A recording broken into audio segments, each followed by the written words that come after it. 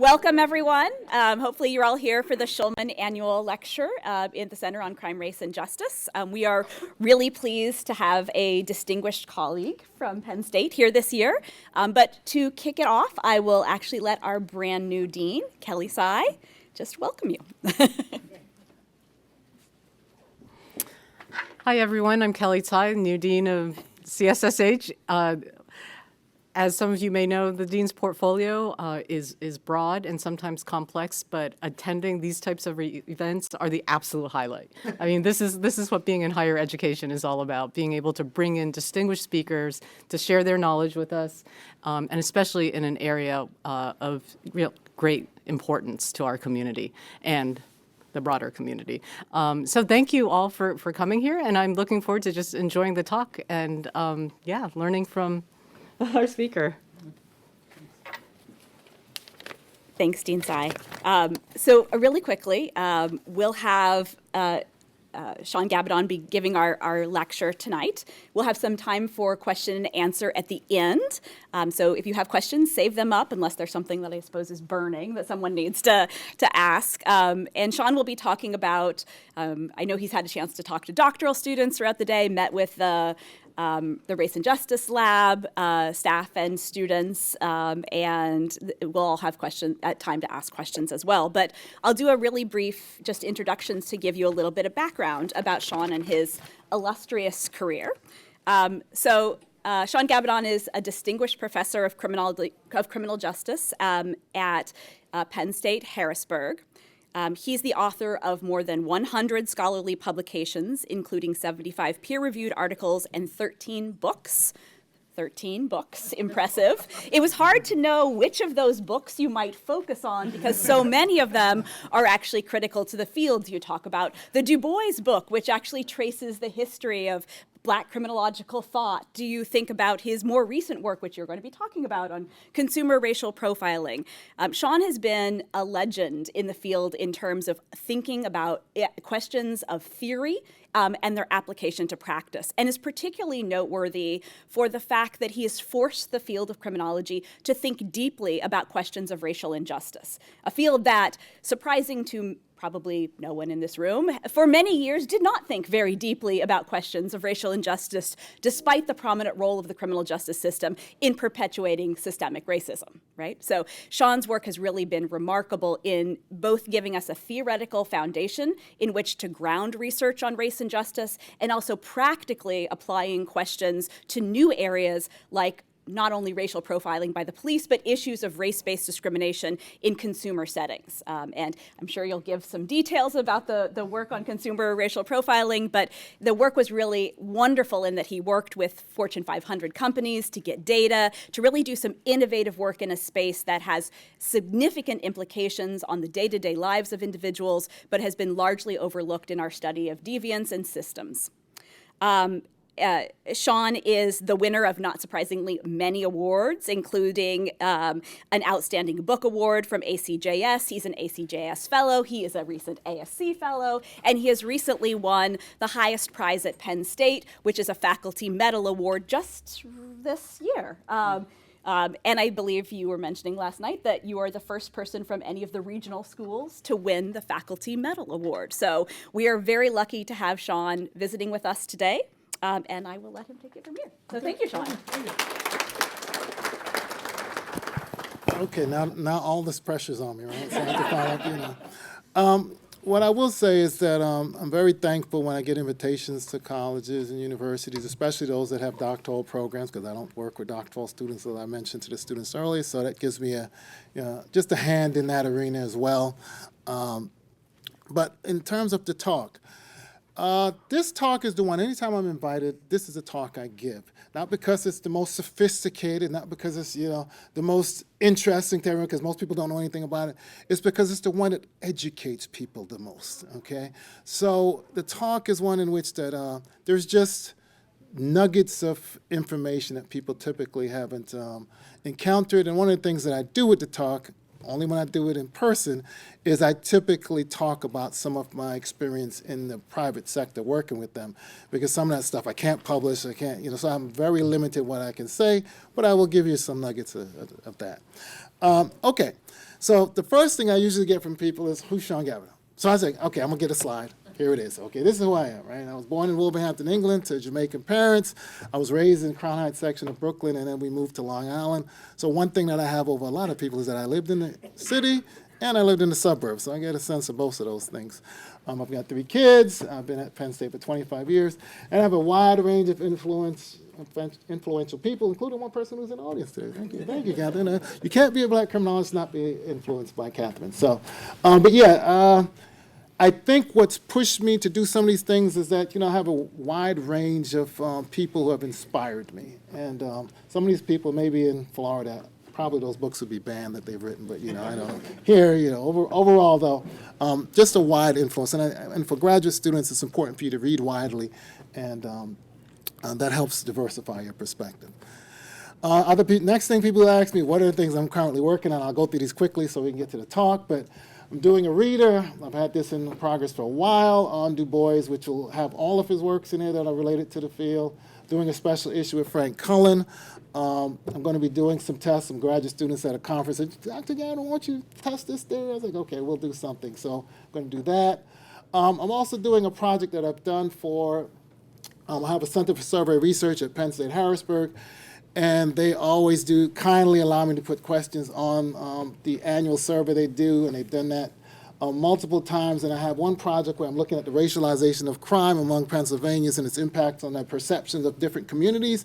And I'm in my 3rd wave now. We'll be doing the 4th wave, working with a colleague at campus on that. And we did publish one paper in JQ recently related to that, but we're going to try and continue to do that over time and maybe do some kind of pool time series or something like that.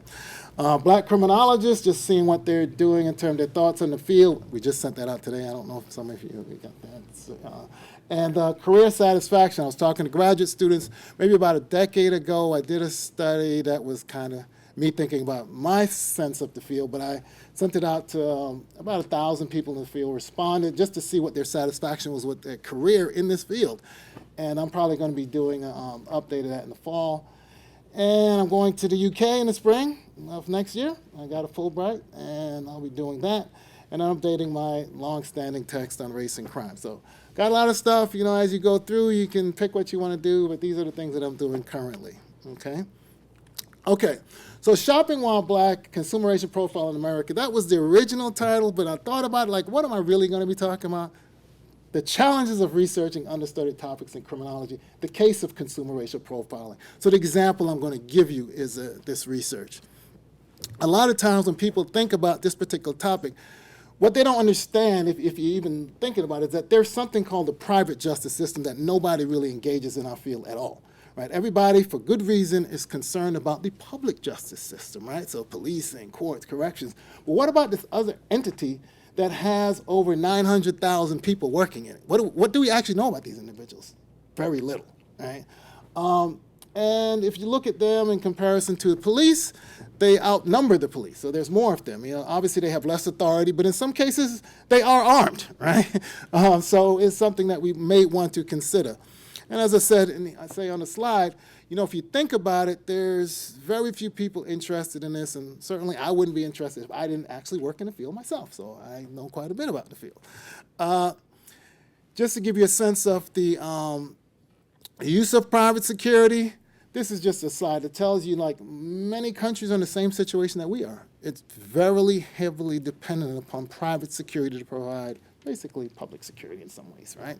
So we're not out of the norm, but it's just that we don't study it really. It's not really something that we think about.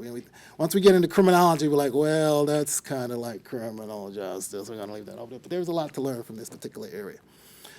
A few things, as I said before, few scholars are interested in this. Just this morning, see, current stuff.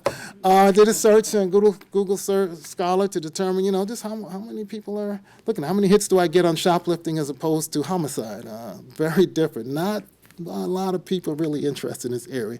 And obviously, it's natural for people to be more interested in homicide. But I will talk about this notion of the importance of studying this particular topic. Very few people know about the topic, and that's one of my professional goals. I have a lot of professional goals in my mind, but this is one of them. I want to change the perception of the significance of studying this particular aspect of racial profiling, okay? Because it has some of the same similarities in terms of the detrimental nature of this particular practice, okay? The outline of the presentation, I'm going to talk, a lot of it's going to talk about some of my research over the past several years that culminated in the book with George Higgins, and also the challenges of research in these topics and some of the positives and negatives of taking on new topics, because there are some serious challenges, but there are some benefits. And then at the end, I will talk a little about a study that I did with O.J. Mitchell in terms of doing an actual experimental study in Manhattan, okay? All right, so what are we talking about? There is actually a problem, right? So when you're talking about profiling, a lot of times we don't think of it this way, but there is an issue that we're dealing with, why they're using this practice. It's not that that practice is the way to approach it, but there is an issue, right? So here you have some sources of shoplifting data. If you want data on shoplifting, there's a national retail survey that's done out of the University of Florida. And retailers are taking losses, right? So it's not like there's not an issue. And currently a lot of the issue relates to organized retail crime, actually, which is very much out of control in many cities. Then if you're looking at older data related to uniform crime reports, you'll see 900,000 shoplifting incidents, and then you see National Incident-Based Reporting System, which obviously is less data available, but that's the only one that really gives you some sense of the nature of arrests, and we know arrests are limited, but that's what we have in terms of the breakdown. Okay, so what about the topic in terms of what's been done out there on this topic? Very few people have researched on this topic. There have been some experimental studies that have given us a sense in terms of the prevalence of shoplifting among racial groups as well as just in general. One study that was done in Atlanta where they did an experimental approach found that about 8.5% of shoppers engage in shoplifting, but there are no differences between Black and Hispanic shoplifters, not more likely to offend than whites. And then you had a study that involved 43,000 respondents, where 11% of them said that they actually shoplifted, and again, there were no racial differences there. And then you have these Gallup poll data that typically asks about people's perceptions of how they're treated in stores, and as you can see, there are some differences there, right? So what is shopping while Black? What is consumer racial profiling? If you look here, there are actually two types, right? And one of them is the type that most people think about, right? So it's the act of discriminating against customers by retailers based on their race or ethnicity. And there's two types. You have a lack of service. You go in and you're not serviced the same as other groups if you're a minority. And then you have those people who are suspected as thieves because of their race or ethnicity. Now, the first one is the one where there's been most of the research done. People look at how their service issues, they look at tipping issues. And I can tell you there's a lot of this research because for some reason I get all of those reviews. So they're like, oh, consumer racial profiling, go to Shaun Gabbidon, right? So I know everything about that particular area, even though I'm studying the second one, which again, there is some overlap, so it helps inform me on what I'm doing.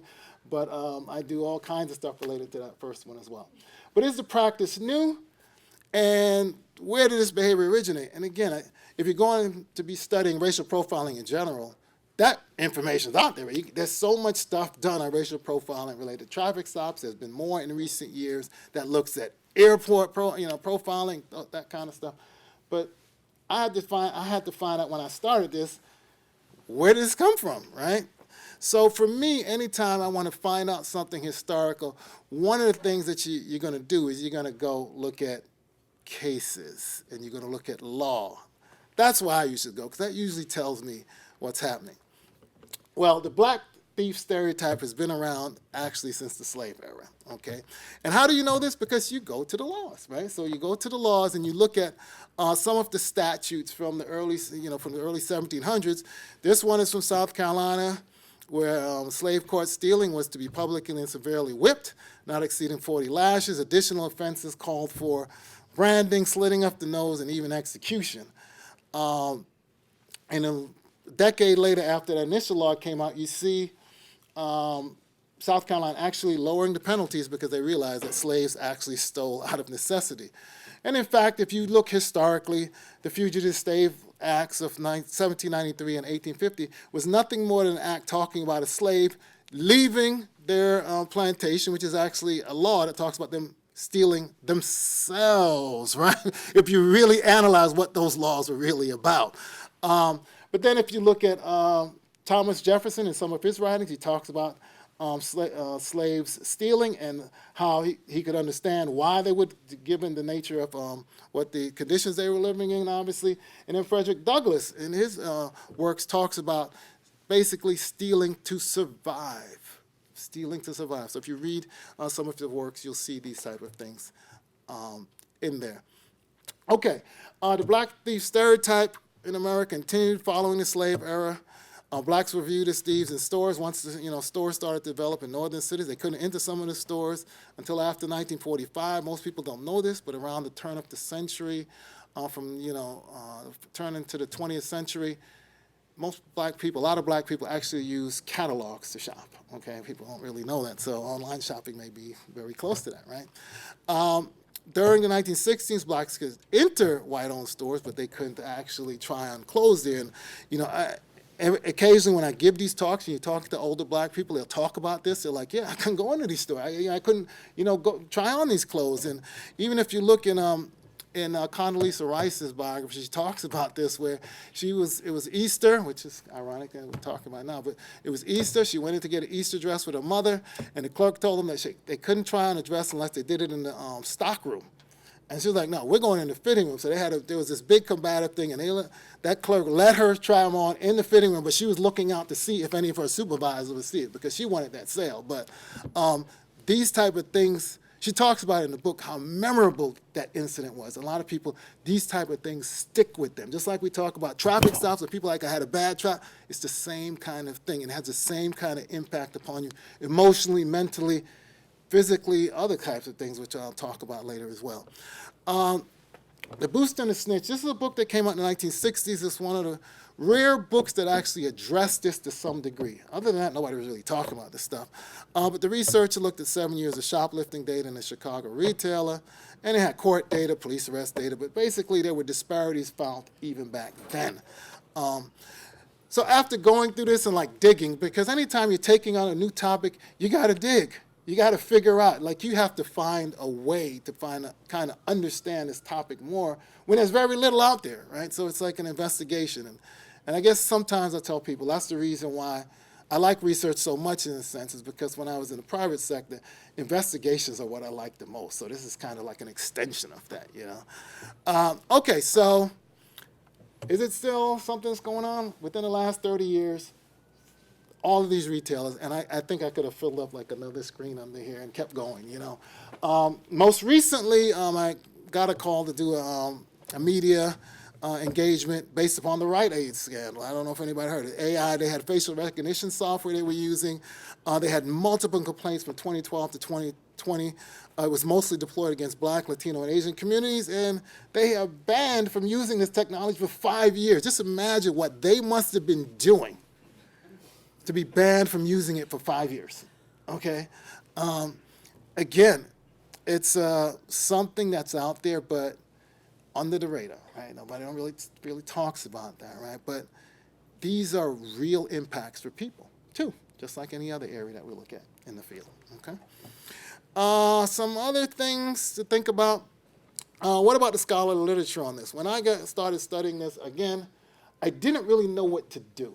Right? I didn't know how to attack it, really. I wasn't really, because there was no guideline. So one of the things I did was there was a special issue that was being edited by Mitch Chamlin when he was at Cincinnati. And I emailed him. I was like, Mitch, I got this idea. He's like, that's not going to work, Joe. That's what he said.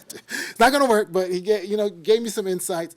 And I ended up coming up with a paper that involved cases. I went to the case literature to see what kind of cases out there where people allege that they have been profiled in retail settings. And those cases told me a whole heap of what was going on in stores, okay? And that's what I kind of used. And there were cases going back to the early 70s where people had been alleging these things. And I will tell you that people were losing these cases left and right, okay? Because it's very hard to win these cases.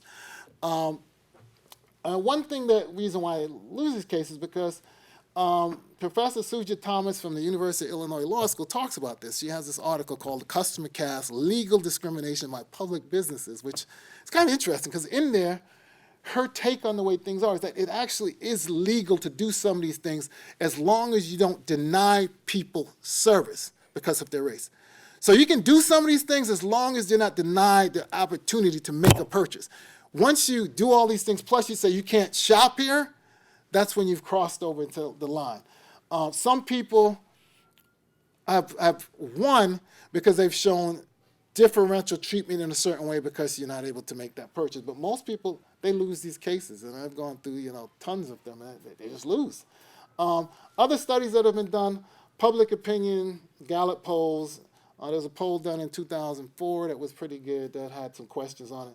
But then there's been limited experimental studies on the topic. So there's not really much out there, but then because there's not really much out there, it's very hard to get people to have any interest, funding agencies, to do some of this stuff. But I was able to get the Africana Research Center at Penn State at one time to do a pilot study. I'm going to talk about that. It's an older study, but it leads into something else that's newer. So it's important for you to have some foundation of what's kind of out there. Okay? All right. Contextualizing consumeration profiling.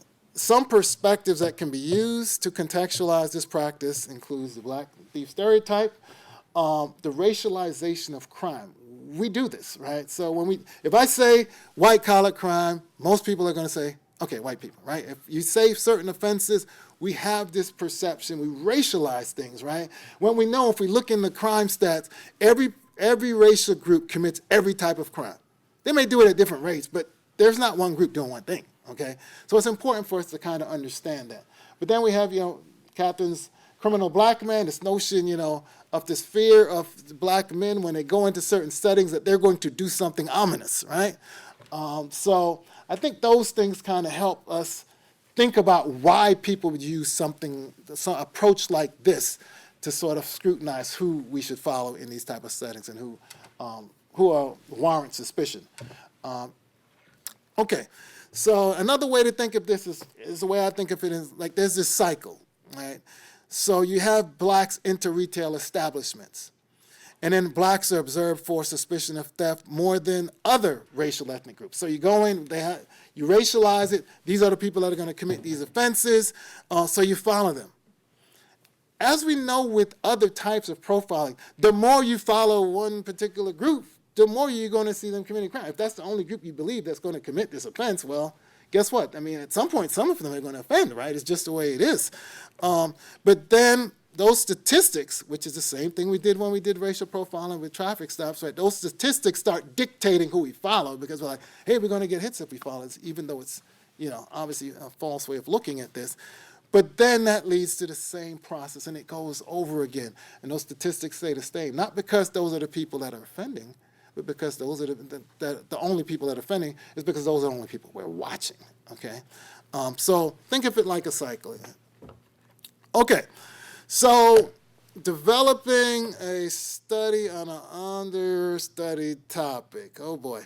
Okay, right now you can go and find most topics you can find some kind of anecdotal newspaper articles, a study here, a study there. But like I said, cases provided me with something to say, okay, well, people felt that they were followed too closely. People felt like, people did different kinds of things that made them feel like they were under suspicion.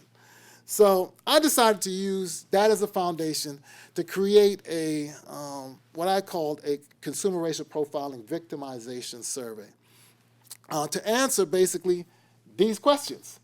Have people experienced it? To what extent? What was the character of the incidents? In a sense, I wanted to find out, what was the nature of the incidents, and did they align with what I saw in those cases? What was the response to having experienced it? What emotions did it evoke? I think that's one of the things that's understudied, actually, when we talk about profiling in general. It's almost like a detached thing, right? So you experience it, okay, it's over. It's not really detached. When you experience it, there's an emotional reaction to this, right? There's something that stays with you depending upon the nature. It's like a continuum of these incidents, right? So the more egregious it gets, the more likely it stays with you. And, we don't really study that, but I at least want to find out how people felt emotionally after it impacted them. And then what do they think should be done following the incident? So that was one thing I just kind of put in there. Like, we don't necessarily say, okay, well, what do you think should happen in this type of incident? And sometimes that's going to be obviously dependent on, again, on how egregious the incident is, right? Okay, so when we think about it a little bit more, one of the things I did was I partnered with Penn State Harrisburg Center for Survey Research. People ask me all the time, why are you staying here 25 years? Because I have a Center for Survey Research that's so wonderful. They just say, they give me all kinds of breaks and stuff, right? So we, again, it's a little older, but it used the caddy system back then. Obviously, the surveys have totally changed now, but we had a 40% response rate, and we had 65 questions. I always, even if I'm going to do a survey that's closed-ended, I got to have some open-ended questions, because that's what really tells me what this is all about. So I had some of those, which will be interesting to discuss a little bit. Okay, this was the script. The following questions ask you about consumer racial profiling, which we will refer to as consumer racial CRP. CRP is defined as the act of discriminating against customers by retailers based upon their race or ethnicity. This study specifically, because we have to make sure that they understood, concerned with consumer racial profile as it relates to experience as a shopper being racially profiled by store clerks, managers, and security personnel. Now, this is the part where people always, they get on me a little bit. And all races and ethnicities can be experienced this type of discrimination.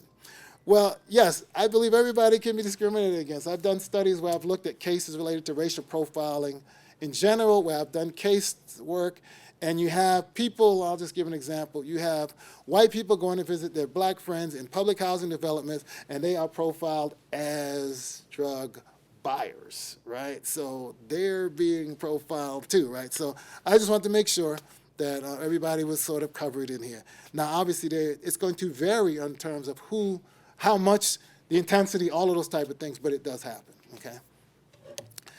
I have a couple of slides with, you can't really probably see all the descriptors. I'm not going to go through that. I have them if you want them, but I'll do a summary of them. That's what I have in here. 42% of the respondents reported that they experienced consumer racial profiling, 65% of black, 21% of whites. Most of them indicated they experienced this, about 64%, 26 almost all the time.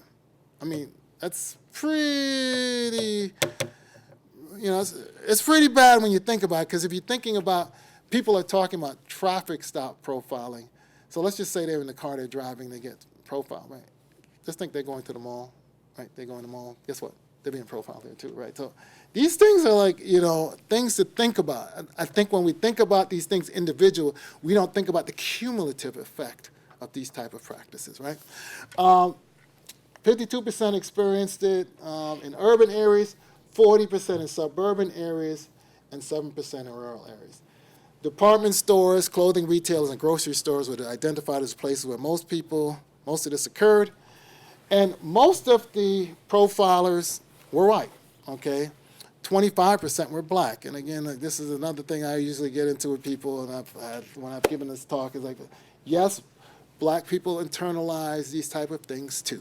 Right? You have a stereotype. If you hear it enough, you see it enough, it's played out enough, you will internalize these things, and other groups do as well. Most of them involve sales associates, not security personnel. And I was keen to put this on there because what happens is there is also another stereotypical view we have in terms of this type of incident. We have the stereotype of the security guard following people around. I worked in security. I used to actually get these calls, right? And I used to ask them, like, what is suspicious about this person? Just because they're in the Tommy Hilfiger section, what is suspicious about that, right? So I think it's important to understand it's not just the security personnel. It's also the sales associates bringing their biases to the table when they're out there, okay? And then most incidents involve being watched, followed around throughout the store. That's really the main thing people were concerned about. Okay, so that's only one part of it. So that gives us a little sense of actually what's going on, right? What they say is going on. Because again, it's perceptions, right? It's what they perceived. Okay, so what happens actually following the incident? Most people don't report it. 80% of them said they didn't report it. And that was important to me because in my mind, I'm thinking, okay, how do we solve a problem? I'm like, well, maybe they report it, right? But they're not reporting it. About half still made a purchase in the store. And this is where the qualitative comments came in, because I asked them, like, if you still made a purchase, why? Many of them actually said that they wanted to show the people that they could actually make the purchase, that they had the money to do it. That's what they said. They wanted to show them that they had the money. Right? So I mean, and that's there's an interesting dynamic to that, right? So they profiled you, and you still made the purchase. That's, again, something to think about. Some people that I've talked to about that, they said, well, they could also have limited places to purchase, depending upon where they live, things like that. So there are other things to think about there. Most people go back to the store again. That's a similar kind of thing, right? So you got profiled, followed around, you had a bad experience, and then you went back, right? Well, it's just like you get profiled in your car. You don't say, I'm not going to get in my car anymore, right? What do? You get in your car, and you may go on that same highway again, or if you have an alternate route, you go a different way. But here, if you need groceries, you're going to go back to the store if you need, clothing. So most reported it to their family and friends, but most of them didn't report it either. And there's a theme here that is very crucial to solving this issue, right? But many of them didn't report it either. Why not? The top 4 reasons there, as you can see, some of them just felt it wasn't a big deal. And that's seriously problematic simply because if they've normalized their treatment. So now we're giving the retailer a pass, right? Because it's something we expect. We're expecting that treatment when we go into these type of settings, right? And again, that speaks to how do you solve the problem if you normalize it, right? Inconvenient, some people just simply said, if I got to do this, and just, and, some people had comments where they were busy, things like that, so it was kind of inconvenient. And some people just weren't sure why. They really hadn't thought about why they didn't report it. They talked about it, and some of them had, talked in detail about it, but they just didn't say it. And then the fear of not being believed. So you go up, you say your profile, and people are like, well, that probably didn't happen. You probably was something else. And they didn't want to get into that, okay? So very important in terms of just thinking through how do you solve a problem when people experience it. Sometimes it's very emotional in terms of what happens, but yet you don't report it. So at the place where you can solve the issue, you don't actually do anything about it. So what happens? It continues, right? Okay. Let's see, what else did I want to talk about related to, okay. So we did do some multivariate models, a couple of models we've done for a couple of papers. One of them was just to see what demographic factors influence the likelihood of having experienced consumer racial profiling, and what factors influence the likelihood of reporting, which again, that's my big thing, because it's nice to study the problem, but then you kind of figure out, how do you solve the problem, right? And to me, reporting is a big part of it. And I worked on this with George Higgins from University of Louisville. Always important to talk about who you work on this stuff with. This was the model here. We just had a few variables we put in there just because we wanted to find out the basics. And as you can see, 9 times more likely blacks are to experience this than other groups. Educationally, again, that's another good one, and males more likely than females to experience it. Now, education was one that we were kind of like, okay, well, we would expect that, but I guess it's the income one I want to talk about. The income one, some people would expect that to be significant, but sometimes you have non-significant findings that are significant. And I don't know if that makes sense to some of your students, but the reality is sometimes as a black person, what we try to do is we try to wear our way out of these things, right? So you may go into a development, you'll see somebody in a suit for an activity that may not require a suit.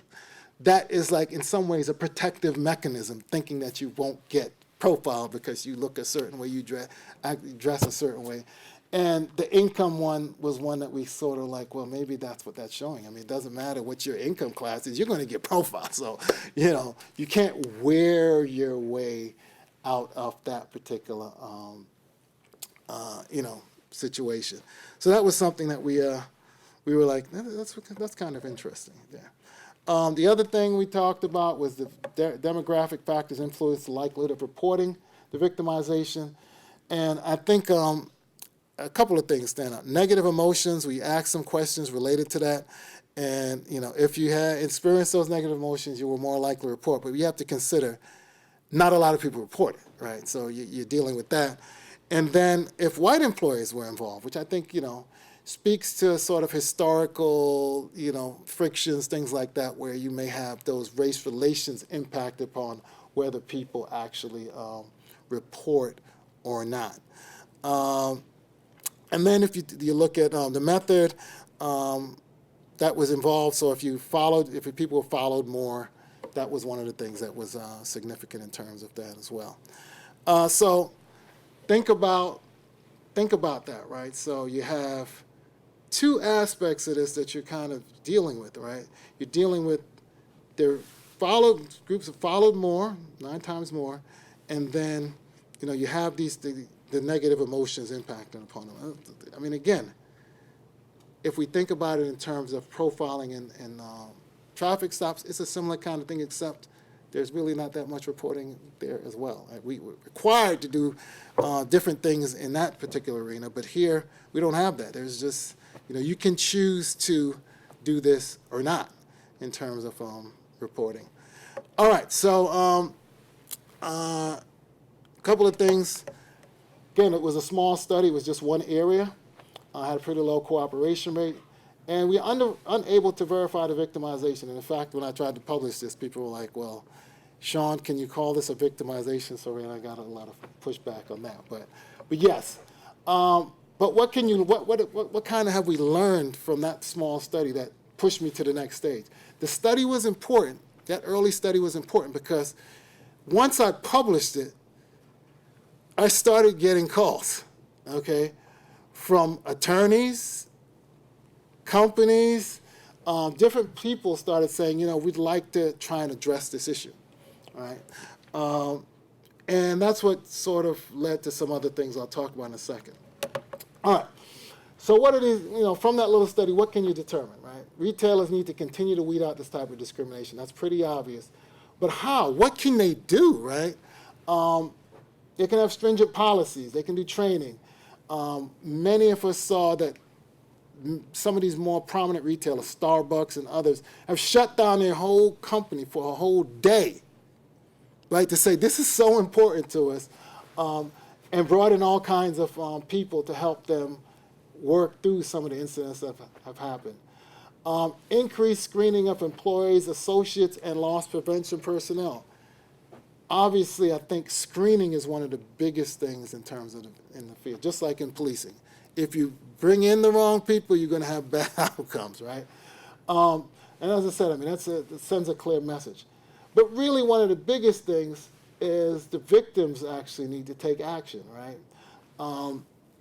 I can say that $1.8 trillion actually matters, right? That's the place where you have that power. Sue retailers. Again, if you sue a retailer, there's a record of it. And for me, that's crucially important that there be a record, because if nobody reports it and somebody actually decides to take that next step, the retailer can simply say, this is not a trend that we've noticed within our retailer. Because guess what? There's no record of it, right? Shop online, and we know people are shopping more online, but as retailers close, the ones that stay open, if they continue to do these things, there'll be more retailers closing, for a variety of issues. And as I say here, the same progression as racial profiling in automobiles until the people started taking police departments to court. Nothing really changed, right? It was through litigation that things changed. It wasn't because they felt like they were doing something wrong. So I think that's important. Those are some things that I think are crucially important when we consider this. Okay. It would be nice to do a longitudinal study. We always talk about. A lot of times, everybody finishes their study and say, "Oh, we could do a lot." Most people know they're not going to have enough money to do any kind of longitudinal study, right? And for this, it's even worse because really, what's happening now with people who study this is that the industry is actually funding the studies, right? So I'm going to talk about a study that the industry funded, okay, which is, kind of interesting.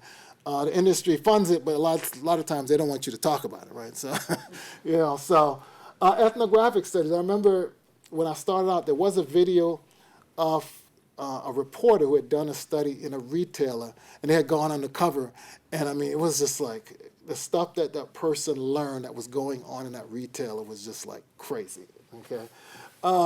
Private companies, as I said, they need to fund those studies. And all racial and ethnic minorities in other countries experiencing the same thing.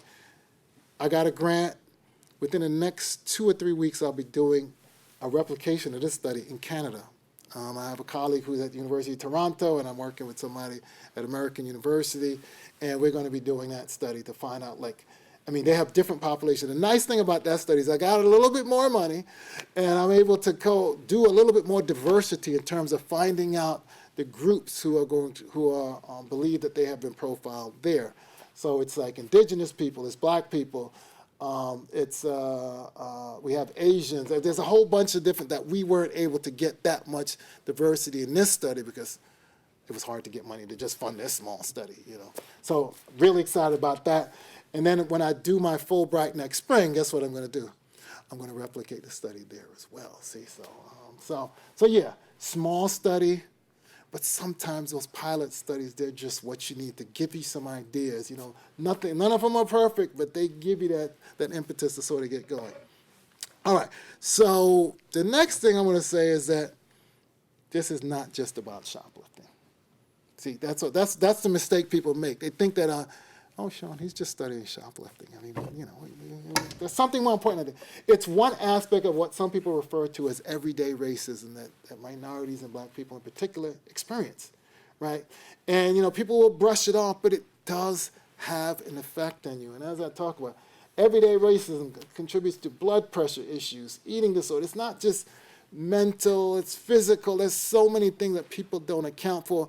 And I'm not exaggerating. Researchers have actually done studies to examine the nature of how you encounter these racial encounters and how they affect you physiologically. And the more you experience it, the more it impacts upon you physiologically. So I think if you just look at it as stuff talking about shoplifting, then you'll miss it. You'll miss the main point here, okay? Returning to the challenges, benefits of researching understudied topics, there's funding challenges, right? So I basically scrapped together some money to get that study done. I had the Africana Research Center gave me some money, then I had my department give me some money, then I had my chancellor give me some money. It was like, it's difficulty finding literature to guide you because most of us rely on that literature, right? You go, you do your search, you Google search or whatever you're doing, and you're like, okay, now I have something to guide me. I didn't really have much to guide me. It's difficult getting published. I sent the piece originally to a top-tier journal. They're just like, what does this have to do with criminology? And I thought I did a good job explaining it, but maybe that was it, Sometimes you can't always blame the publication outlet or the funding agency. Sometimes maybe you just didn't nail sort of explaining how the connection is. Maybe that's what it was. And then you have to be concerned about the lack of visibility with scholarship, right? Today, everything's about citations, this, whatever, so they're like, when you're doing understudied topics, you're not going to have a lot of people citing your work because it's just this, it's not what people are studying, so you have to think about that. But benefits, why did you enter the field, though? That's what you have to think about, right? Did you enter the field just to worry about how many people are going to, whatever? No, you entered the field to, make a contribution in a particular area, so it's important for you to go in and try new perspectives, new methods, all of those type of things. And then you're charting for me, it's invigorating to chart the direction in a whole new area, right? Where nobody, even though I have those frustrations, it's like, okay, I can do some things where maybe down the road there'll be somebody that comes along and captures, oh, I get it, And then you truly become an expert in the field. I'm often asked for, to do some media stuff. I did one recently with the Wall Street Journal, things like that. You're just off. Because they're like, Shaun Gabbidon, or whoever it is. But there's only so many. There's some in the business field, marketing. They do some of this stuff, and there's myself and the people that I grab on board. It's like, come on, you want to do this, right? You want to do this, right? So that's something to think about, especially if you're doctoral students or graduate students. Okay, this is what I call the bonus material, okay? Yeah. Shh. Okay? All right, so several years ago, I got a call from a major law firm. I don't know, some of you know Jones Day. It's a pretty big law firm, right? And I was like, am I in trouble? Somebody suing me? Because you get those calls from attorneys. You always wonder, like, are you getting sued? Am I getting sued? They asked me whether I had the time to meet with them about a consulting opportunity. They said I would just come to New York City, meet at this boardroom, wherever. They paid for me to go up there, so I took the train ride to New York City. I got into meeting, and it was really interesting. I had vice presidents from everywhere in this particular company, and they had my article. They had articles. By that time, I had several articles from the data. And it was basically like asking me stuff about the articles, and then one of the articles I said, well, the policy, or at the end, just like I said up here, if the retailers don't get it, we should, boycott them, right?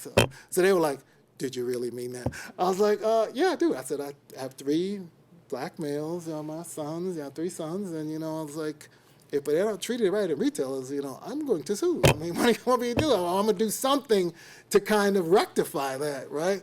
So, they looked at me around, and we talked some more, and they were like, okay, we have this project that we want you to do. And I was like, okay. They basically wanted a comprehensive look at what was going on, because they were getting it from all sides, right? And they wanted somebody to come in and do an outside assessment of this particular issue of consumer racial profiling, because people were alleging all these things, and they were really getting it. So I thought about it. At that moment, I thought about it. I was like, this is going to be take a lot of time. It's going to be comprehensive. So I made the call. I admire, and this is what I told students earlier, if you admire the work of somebody, just call them up, right? So I admired the work that O.J. Mitchell had been doing. I know he's an experimental criminologist, and I knew right away we were going to do an experiment, because they said they're going to do anything I asked them to do, so they're going to give us some money to do some research here, right? So I contacted him, and he got on board, and basically I came up with this approach, right? It was a multi-pronged approach. The first thing I wanted to do was to find out the history of the problem in the country and in the company, which required me to actually talk to executives who had some institutional corporate history of this particular issue. So yes, I actually interviewed people. Some people are like, can we just send them a survey? No, I didn't want to. I wanted to actually talk to these people. So I had them in a room and talked to them. Then I asked them for their 500-page associate training manual and their 500-page security training manual. And I had to go through page by page by page, because sometimes it's the policies or procedures you have that impact upon why people are actually doing what they're doing. So I reviewed all of those. And then we had to determine whether the numbers that they had were a product of racial disparity, were simply racial disparities, or racial discrimination was going on. And that's the thing, again, when you attack these problems, you can't necessarily assume that it's racial discrimination. It could be just, as we know from the research, some groups have been higher than other groups. It's just the reality of things in certain offenses. As I said before, all groups commit all offenses, but sometimes you have differential offending. So we had to figure out, okay, is this differential offending, or is this some kind of racial discrimination going on? So that's the way we attacked it. We went through all of the policies and procedures, and we also came up with a way to kind of determine that last question. And this is what we told them, that this is what we need to do. We need to do these 3 prongs. We were going to look at the population benchmark, which everybody's like, we told them, because that's the way people were dealing with it. We're like, you can't do that. You can't just look at, population demographics related to apprehension statistics. That will get you in trouble because of the differential offending issue. So we told them what we need is we need some actual data from all of your stores in terms of offending apprehension statistics, and we'll find New York City police data for stores in the surrounding area related to larceny theft offenses. So we did that. So we used a violator benchmark, and then we were like, but if you really want to find out what your problem is, we need to do like an experimental study. And they're like, how much is this going to cost us? And they were like, and they're like, okay, we'll give it. They were willing, and we explained to them. And I mean, I think I emphasized to them how important it was for them to do something like that. One, to find out what the problem is, but two, if you get sued, you can say you at least did something of substance. I mean, instead of just saying, okay, we're going to try and solve the problem, they actually did something. Where a lot of retailers, they don't really do anything. They just say that we're doing this and that, but it's not really anything significant. So a couple of things, but I mean, most of this is like the population benchmark, and again, and if you know this already, all kinds of problems with using that as a benchmark. So, but the retailing question had considerable issues when you looked at the disparities in terms of who was being apprehended, who was actually coming in the store. And some of this is a challenge because some of the stores are in international destinations where determining the appropriate benchmark is very challenging, right? Okay, because it's not just who's living in the area around there, right? It's people who are coming and going. So, but even considering all that, there was quite a bit of concern, or it at least made you feel like something more needed to be done. Okay. So there you had, we said, okay, to violate a benchmark is where you actually just look at your numbers in relation to the others. And you have to and we told them, this is better than the population benchmark, but it could be that everybody's profiling if the numbers are high. So you got to be concerned about that too. But when OJ did the analysis for these, 16 out of 30 stores had racial ethnic minorities were the largest. Blacks and minorities were disproportionately apprehended for petty shoplifting in comparison to petty larceny thefts in surrounding areas. So that says, okay, well, we might need to do some more. And as he said, there 12 stores were excluded because they didn't have enough apprehensions to actually do anything with them. So we kept going. It's like you got to take these people who don't, you kind of have to take them through it. Like, this is good, this is better, but let's go with the best, okay? So that's kind of where we approached it. And then we did the audit methodology. Sending testers to different races, well-matched in certain characteristics. We didn't have like $1 million, okay? So I'm just, how much you think they just gave us, like free reign, like blank check. It wasn't like that. But we wanted to do at least something, and we did it in their, we didn't do it in all the stores. We did it in their major store, which is, significant. To compare treatment of testers by race, if minority testers are treated less favorably, then this is some evidence of racial discrimination. And we did quite a bit in terms of just trying to at least examine this particular question. And do minority shoppers, this is what the questions. Do minority shoppers report less favorable in-store treatment than white shoppers, and all racial differences in shopping treatment attributable to markers of socioeconomic status? And this is what we did. We basically, testers closely matched on relevant features that varied on race and ethnicity. 20 quartets of African-American, Asian, Latino, and white students were recruited from New York universities. They were matched on physical size, age, college age, gender, half male. The most conspicuous difference we tried to make was the skin color. That was it. We had audited select departments within high levels of racial ethnic disparities and apprehensions in client and the store. So we picked the departments where we had the biggest problems. So they gave us the data, and we just did it like that. We couldn't go through every department. We couldn't go through every store. I mean, we just don't have, just like you can't do everything for, in the public sphere. Here is the same kind of thing, all right? And then this was kind of just the design that was used, and it kind of gives you sort of outline. You had test shoppers 2 different days, 1 day in business attire, 1 day in casual clothes, 6 shopping episodes on each day, 3 episodes per day at the client store, 3 episodes per day at a decoy store, because they didn't want people to know who was the actual retailer, so we had to have them going to decoy stores. We didn't tell them, like, okay, we're doing it for this. No, we couldn't do that, all right? Because they'd have probably been like, nope, you're in trouble because nobody's supposed to know, okay?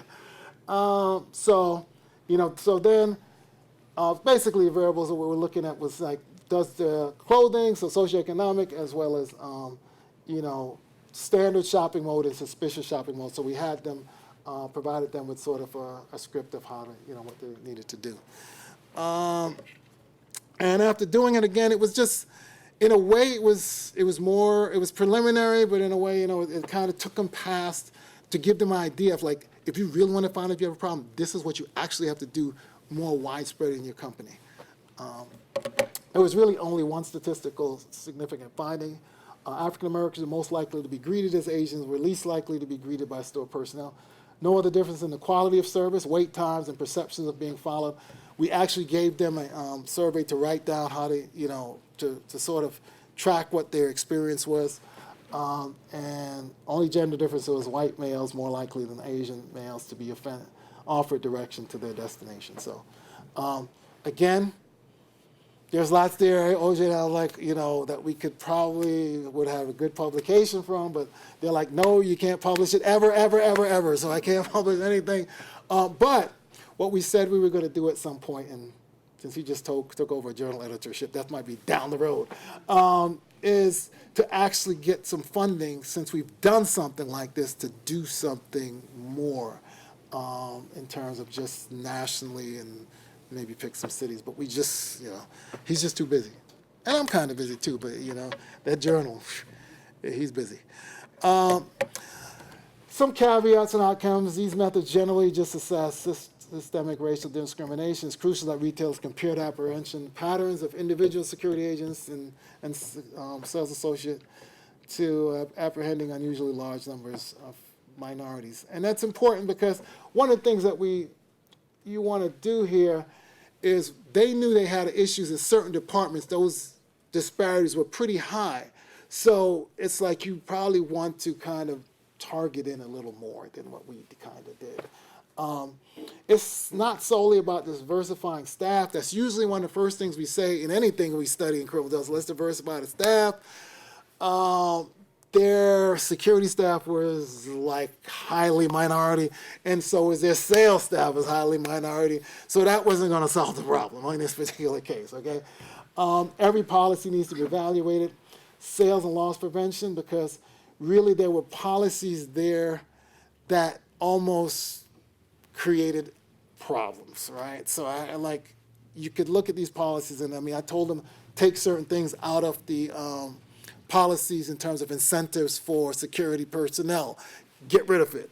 The other policy I told them about, they have civil recovery policy. I don't know if anybody knows anything about civil recovery I think Ramiro does have an article on civil recovery, don't you? Yes, you do. That's right. I know about that article. Okay. But basically, it's a policy where it allows a store to actually find, if you steal from them, it allows you basically to find them on the spot, right? So just think about this. This is what I told them. Think about this now. You have a problem where people perceive that you're discriminating against racial ethnic minorities. So you're apprehending mostly racial ethnic minorities.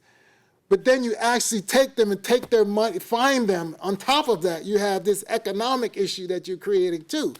And I was like, you need to stop that, like now. And that's what they did. They ceased the program, but they did get sued down the road. But, they did cease it. They followed me. And employee assessments, as I said, need to be scrutinized. The retailer did co-sponsor a conference. I did ask them to endow a professorship, but they weren't going to endow professorships at Harrisburg, Pennsylvania. But they did a series, did that. They co-sponsored. I got a nice call because they asked me where to endow the lecture series, and I told them John Jay. And they got it, and I got a nice call from Jeremy Travis saying, "Thank you, Shaun. Hey, just money that showed up here, right?" I was like, "It was nice of you." I was like, "Okay, no problem." But there's lots of things you can do to kind of, help further some of these issues and try to, show that, hey, you actually want to try and solve some of these issues, or you're vested in these issues, especially if they're continuing things. And they did everything. I will say they did everything that I asked them to do. Every single thing that I outlined in there, they did, except for one thing. There was one thing that they would not do. They were like, "No, Shaun, we can't do that." That was post their apprehension statistics, their annual apprehension statistics. They were like, "No, if people want that, they're going to have to sue us to get it. No, you know. But that's really, they were opposed to that because they felt like we are a business about, you know, retail. We're a retail business. We're not in the business of security. We don't want to emphasize that, so they didn't do that. But that was the one thing. And I think it's important to say that because sometimes we retailers and even agents, police agencies, or you know any kind of criminal justice agencies, a lot of times they do want to solve the problems, right? It may not seem because they have continuing problems, but they actually want to solve them because it does them no good, right? Not to solve this problem, right? What good does it do to have these issues continuously come up? So I would say they were very willing to do anything, and I think that's important that people know. Some of these retailers, they're actually making trying to make a change in it. Okay, and I don't know how much time I got. Oh, yeah, I'm going a little long here. Questions, and also thank you so much for the invitation. You know, it's the opportunity to sort of engage people with a new topic, and you know, I appreciate that. So I'll take any questions you have.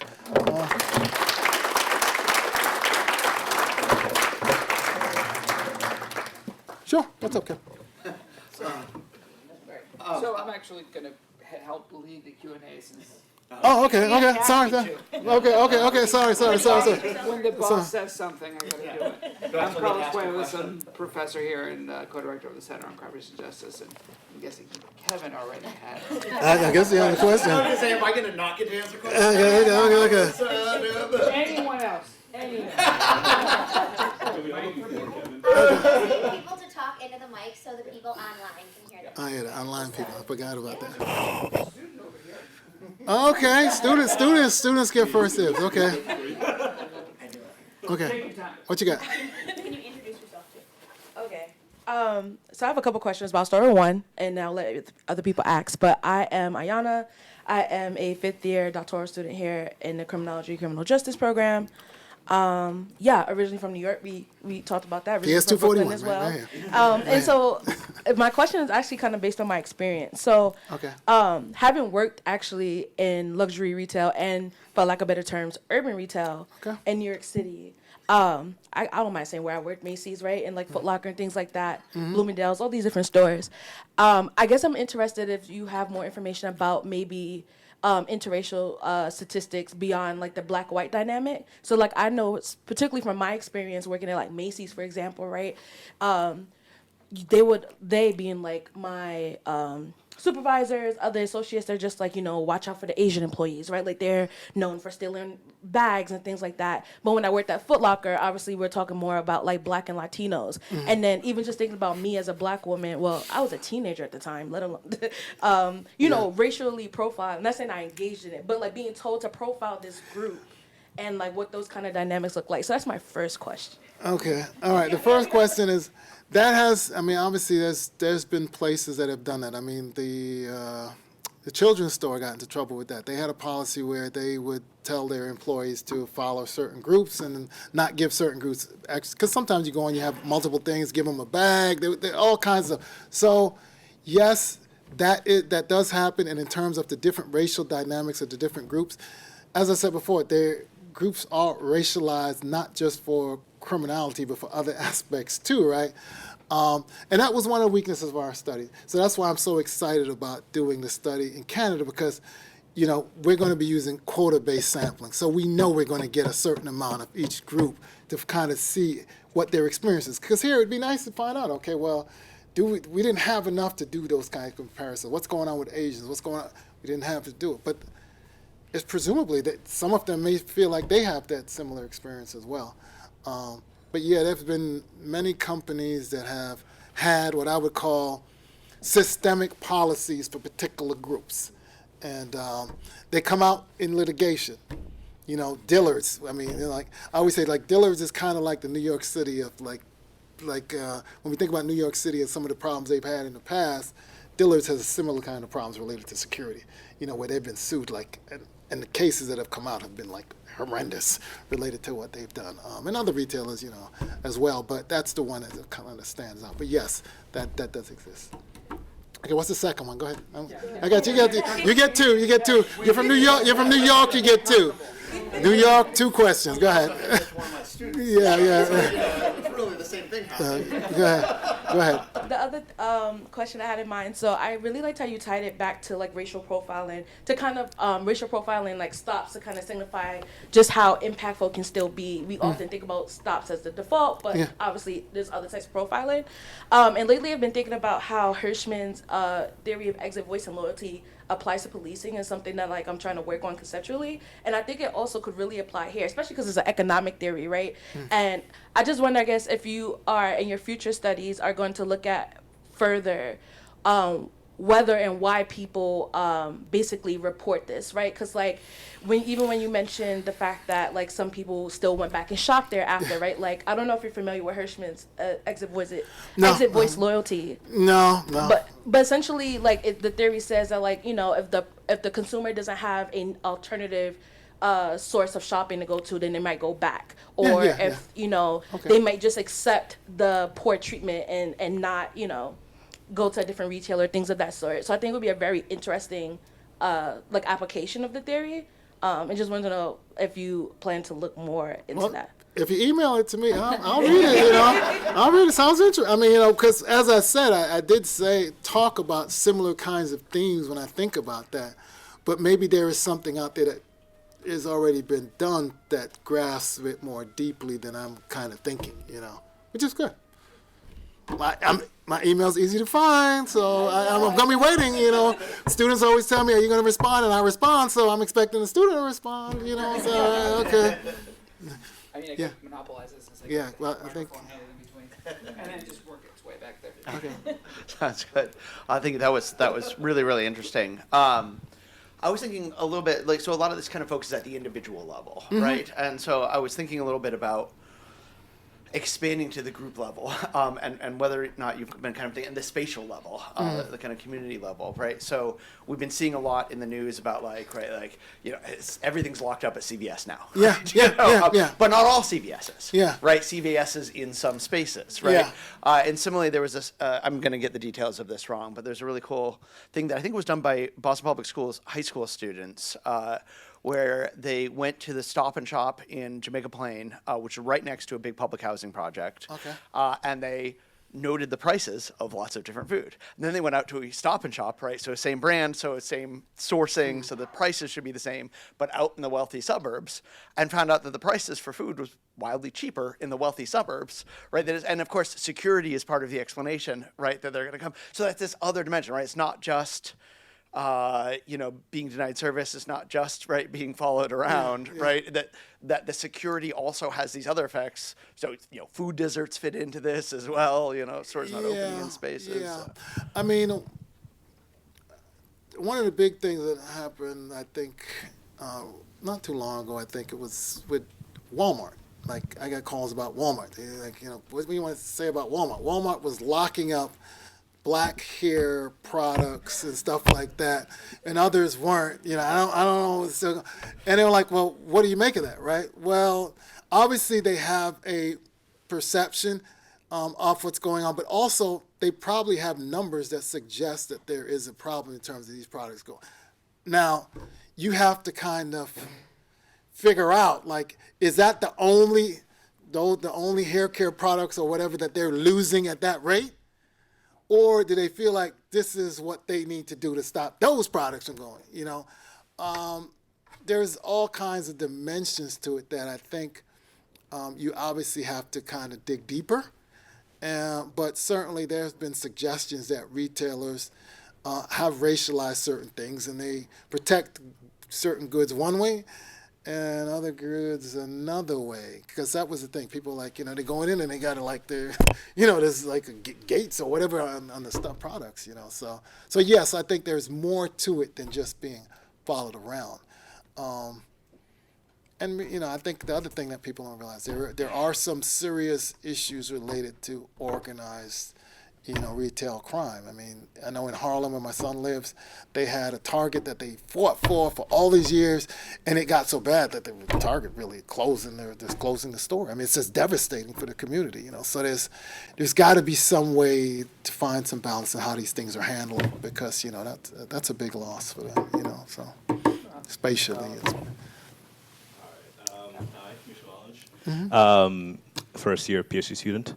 So I was wondering if, because I know you asked your participants sort of like why they didn't report their experiences, and I'm thinking back to like my own experience as a second generation immigrant, and I like lived in a predominantly white neighborhood.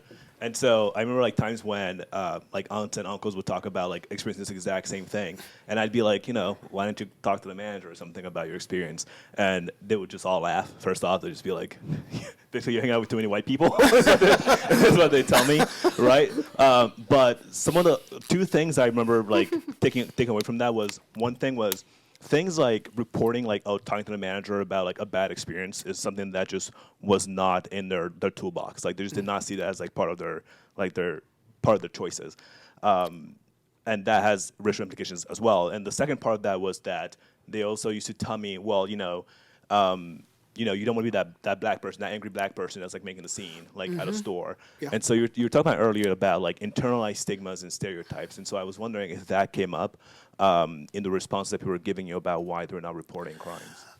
Yeah, I mean, some of them clearly felt like, as I think I said in it, that they didn't feel like they would be believed. Some of them probably had a sense that, they would be, they would just be ignored. Or nothing would be done. That was another thing. Nothing would be done. But I would suspect that sometimes you have to say something. I'm going to use an extreme case here. I hate to use an extreme case. But in one of the cases that I went through, what happened was the person alleged that they were profiled. And they were upset about it because they had consistently been profiled. And in this particular case, the person got into a physical altercation with the clerk, right? But that altercation was not a result of just that one incident, right? It was the result of multiple incidents occurring, and it kind of bubbles over. That doesn't happen to most minorities going that far. But what it does do is that you internalize it, and it impacts you in ways that you won't know until you go to the doctor. And that blood pressure or something else is at a level that's, high, not only because of that, but that's a contributing factor. So I would say a lot of people say, I'm not going to do it. It just brushes off. It doesn't brush off for you. When you have those slights, there are other ways that it manifests itself in you. So they may have been saying that, joking about it, but it hurts you deep down in places that impact upon you physically. So tell them to report it. Tell it. That is your way of releasing it to some extent, is that you've done something about it. You stood up for yourself. If you don't do that, I'm telling you, that's what happens in a lot of cases. And I don't think people think of it like that. They just think of it like they're not, it's not impacting them. But it actually is impacting you in a way that you don't know. Were you getting at something generational? No, I think there are differences definitely like between generations. Like I definitely had a different like notion of what getting help looks like. Okay. And I think that's what they were kind of making fun of me for, is like, well, you got like that I learned these behaviors because I was hanging out with a different crowd of different crowd of people, right? Because it wasn't now coming to be like, if you want to talk to the manager, that's like a white person, then they can do that because they have other privileges that we don't have. Yeah. I understand. Yeah. Hey, I wanted to dovetail into, Catherine Russell Brown. I wanted to dovetail into what you were just saying about the cumulative effects. So whether we're talking about like these microaggressions that happen, right? And then so in addition to this whole concern about respectability politics, so you go in with a nice outfit on, or you're speaking in a way that you think is socially acceptable. You can't change your name, right? But maybe that, there's all these different factors that go into what happens when you actually decide to engage with retail. And so in terms of how people respond, I'm wondering if you've thought also about including some question or some way to index people's decision to go online to shop instead of being in person, right? Is one way to combat this, what some have labeled more broadly a black tax. Right? So this idea of that's a good question. If we should actually put on there, if you've just basically given up on bricks and mortar shopping, right? Retail. it's maybe something. Yes, yes. Because people do something different depending upon their circumstances. So maybe they may report, may not report. Maybe Okay. they may go That's true. online or go to another store, the same store, but in another location. Yeah. That's probably, we haven't fielded the survey yet, so we could probably add something that would address that, because you're right. I mean, just because they don't report it doesn't mean that they're not taking some action, right? It just may not be the action with that particular retailer, right? It could be another way of shopping. And I wanted to just add one more thing, that sometimes so I think it was on one of the reports you had, that Black men were most likely to be greeted when they went into a store, if I have that right. And so I think that works both ways, right? So if I'm in a store and someone greets me, I'm like, okay, I'm being watched, right? Yeah. They're letting me know that they see me. Yeah, right? yeah. Instead of that being, oh, we're so happy to see you. Yeah, right? yeah. But it also, the same reaction can take place if they don't greet me. Like, Yeah. so then I'm like, well, you don't want my money. Yeah, yeah. Right? So it's this thing Yeah. that happens as a result of all of Yeah, this. it's much more nuance to that than, just, yeah. Hi, Jack and David. Great talk, John. Thanks. That was really great. Two things. I had a question. It comes out of the racial profiling of traffic stops work. But I have to say one thing, that I worked as a store manager in Marshall's in 1976. And one of the first things I was told was, when black people come into Marshall's, you greet them at the door, and then you follow them around the store. And that was a Yeah. store policy Yeah. at that time. The one thing I would say about the racial profiling things, we're starting to see that some police departments have officers who have a differential impact on the stop ratios of the whole agency. Because they're in a traffic pattern, they're in a particular car, they're in a particular neighborhood, and they're doing a lot of racial profiling. I wonder the same thing is happening in the retail. Could you have the situation where there are individuals who are, this is part of what they like to do in their job, is to follow people around and try to see if they're doing something wrong. Yeah. And the thing I think about that is positive is, it's an easier thing to address than all cops are racist. We got to get rid of all cops. Yeah. If some cops are more racist than others, we start there. Yeah. I mean, and that's, I think towards the end, that's what I was talking about. You have to focus on sort of, sometimes it's the individuals. If you have a department that, if most of the store is fine, everything checks out, but you have certain departments, it could be that you have, individuals in that department. It's not the entire department, individuals who are spiking those numbers, right? Because they're the ones that are carrying out these types of nefarious activities, right? So yes, that could be the case, and that's what we told them to do in terms of looking more intensely at the individuals working in that department. I think that's very important. Hey. Second year PhD student. I really enjoyed your talk. I think I never thought about, I know about racism, of course, but I never really thought about it like this. So I think I remember the 80% of people who do not report. And I think a lot of it might also be maybe the fact that not reporting to a store manager or something might also be the fact that you think this racism that you just experienced as a store policy. So it's who do you want to report to when this is passed down from the head down, so that makes you not even want to report, because the store manager might come and literally reiterate whatever the collector just told you. So I think maybe if we view it that way, you might be able to go actually fix this problem from the head, right? Which is from the actual policies, which is what you did with the law firm, I think.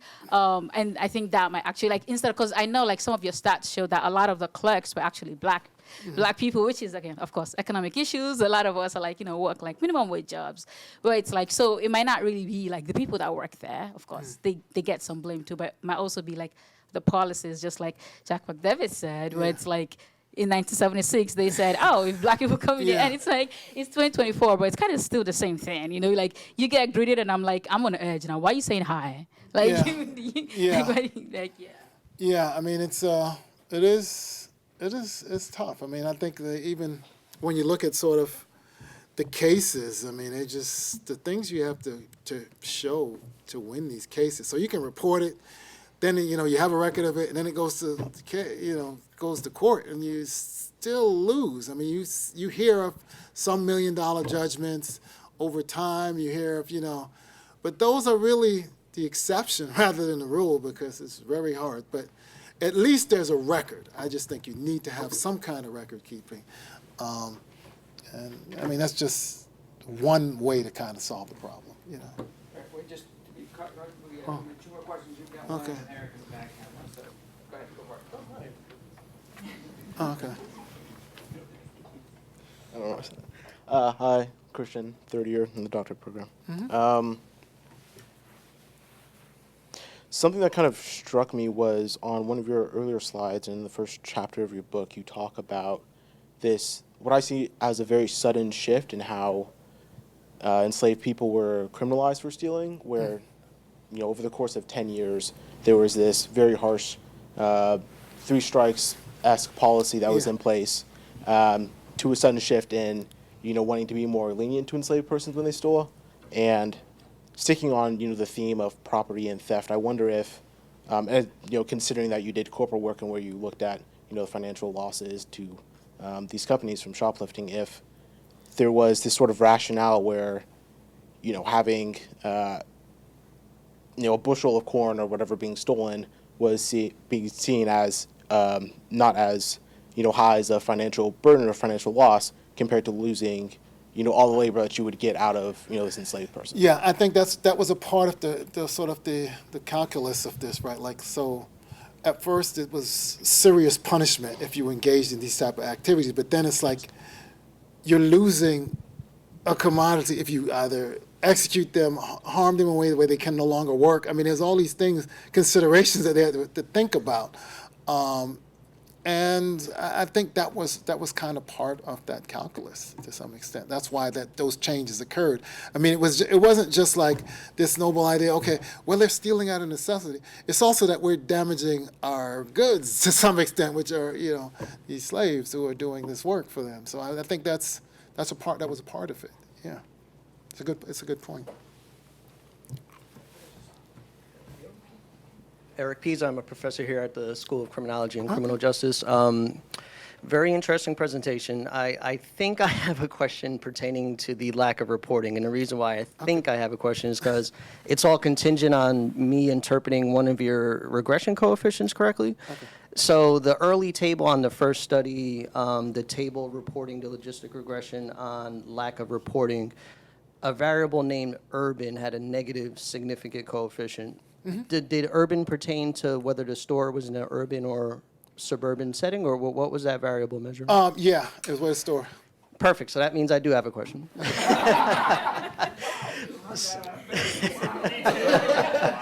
So again, you're finding that people aren't reporting really resonated with me because, like you said, this is a hard to see problem without data. It's hard to solve the problem without reporting. We don't have data.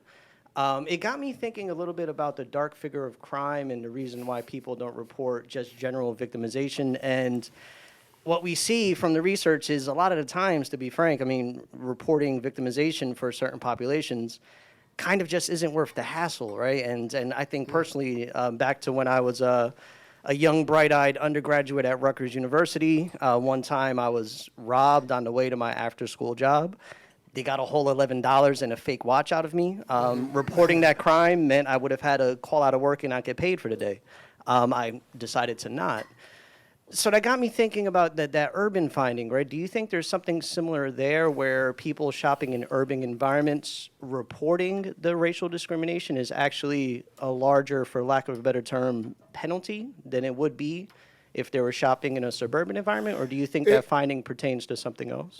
It could be. I mean, some of them, it's like a lot of speculative stuff because there's really nothing really to latch on to. But it could be that, because you're thinking about, like we're talking about the spatial stuff, you're kind of thinking about, okay, these are, some people are actually shopping in the neighborhoods where they live in the urban area, but then some people are actually migrating out to suburbs where they have nicer things, and are they more likely to report it where they are, which they, you know, or because they have to live in that, they have to go back in that store, right? Or are they more likely to report it if they go out to the suburbs because they like, you know, that's a hassle to begin with, right? To do that. So yeah, I mean, there's kind of more to be dug up there, and you know, right now it's just really speculative. You kind of have to ask, right? And that's the beauty of asking questions and the qualitative side of it. We couldn't ask. While my Center for Survey Research is generous, they also tell you, the more you ask these, Shaun, the more that response rate is going to go down, right? We know that, right? So I was like, okay, well, but that's where you really get it, you know, some of the things. So in addition to these studies, I mean, there's studies that I do just to learn more about the topic. I don't publish them like I did focus groups in Harrisburg, right? Just to find out sort of, you know, what's the sense there in a smaller community, right? And you find largely some of the same things, but there are some nuances that those studies also help you just to be sort of, if you're the expert on the topic, you kind of should just keep up with whatever you're doing, right? And I think I gained something from that, and that sort of speaks to that too. You like, you don't want to just do it because we know a lot about Chicago, don't we? In our field, right? You know, I mean, you know, you're like, do we know anything about Harrisburg? You know, so sometimes you do those type of things, and I'll be working with the Office of Attorney General in District of Columbia because they have a similar issue going on, and I'm going to be like a consultant to them, and I might learn something different than going on in D.C. as opposed to New York, right? So. You know, the next time you invite me here, you know, I'll have stuff on Canada, UK, District of Columbia, you know, but those studies might inform that particular question a little more. So that's what I'm hoping. Each time I do it, I learn a little bit of another nugget that can kind of help, you know, with this puzzle of this particular topic. But it's a great question. Thank you. Yeah. All right. Well, I want to end by just seeing if we can give a round of applause to thank you. Thank you. Yeah, thank you. And I'll use the mic so I can sit. Sorry, I'll come around. Okay, that's fine. So I want to say a few thank yous before we have a plaque for Shaun that isn't here because it's really pretty, and it's going to be delivered to your house because it is now sitting in the mailroom. And we can't get it from the mailroom. So, but we will be presenting that to you. But before I say my final thank yous and recognition, I wanted to really quickly, it's been mentioned, but I wanted to recognize Catherine Russell Brown, who is here, who is last year's Schulman lecturer and our incoming Brooks professor. So good to have you here, Catherine. I also, as seen in the presentation, famously here is Catherine herself. I also wanted to thank Jack McDevitt, who is here. Jack McDevitt is the precursor of this series and began it as the director of the Institute on Race and Justice. So Jack, it's great to have you here. I wanted to thank Natasha Frost and Carlos Cuevas, our directors of the Center on Crime, Race, and Justice. Great job, Carlos, on the Q&A. And I don't know if Sam is here, but I saw Madre is here. So I want to thank our two co-directors for our Community Advisory Board, Madre Good, Sam Williams. I see some of our Community Advisory Board members are in the audience. And I want to give a big thanks to Lisa Laguerre, who snuck out to already organize some dinner situations that are happening, and to Rachel Shan-Giacomo for organizing and promoting and helping just make today's event run smoothly. So again, Shaun, a huge thank you. We'll be happy to present you with this plaque. So I'm going to pretend to present it to you. We are really thrilled that we can give you this beautiful looking plaque, but truly from the bottom of our hearts, thank you for coming and giving this great talk, opening us to some new ideas, and it was great to have you here on campus. So again, thanks to Shaun. And you can come up and ask questions if you have them, but otherwise, thank you all for joining us.